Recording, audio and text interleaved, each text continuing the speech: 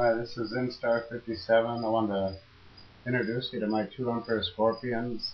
This is Romeo and Juliet.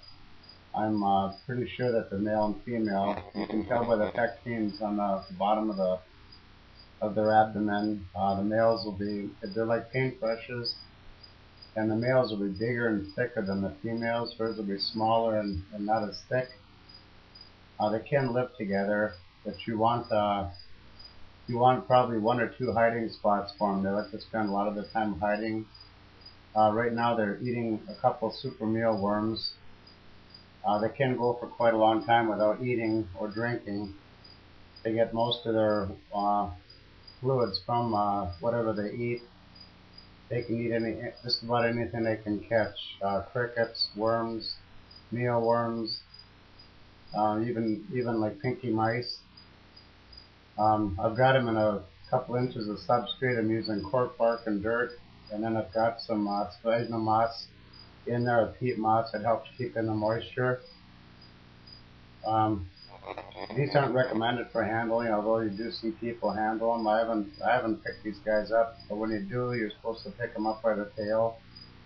Actually, their sting is more like a bee sting. If you've got allergy problems with bee stings, then you'd have a problem with these guys. Other than that, it's their pincers that could really do the most damage. There's reports that the pincers can actually break a pencil in half. So these guys are from Africa. They're from the savannas and tropical forests.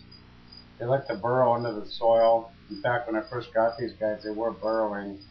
And then I put them into a different substrate and just gave them a hydrock to hide under. They'll feed on just about anything, like I said, insects, arachnids, mice, lizards. Mostly in captivity, they're given crickets, mealworms, and pinky mice. They reach sexual maturity about 4 years old, and when they're in captivity, they can reach maturity at about 1 year old. The father will lay a little packet on the ground and then kind of drag the female over to it, and she'll stick it into her abdomen, and she can have quite a few babies. They can have almost up to between like 10 and 30 babies, and she'll carry them on her back. They'll be white in color, and then they get darker as they molt. Mostly the enemy for these guys are people, like with a lot of other animals. And there's about 12,000 different kinds of scorpions in the world. In the United States, it's the Arizona bark scorpion. That's probably the nastiest for us.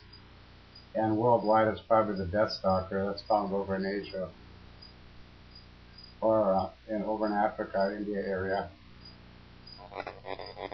And that's about it for Romeo and Juliet. They're just having a meal of super mealworms. You also want to put a dish of water in there. And if you do use a sponge, if you put crickets in there, you want to use a sponge so the crickets don't drown.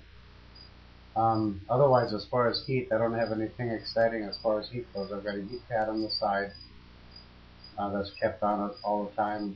You don't need anything for light unless you want to use a black light.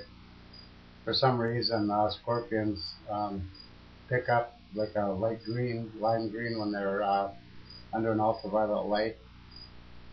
And most of the people like to go out and look for these out in the deserts and whatever, use black lights to find them. They're a lot easier to find. That's about it for me. Thanks for stopping.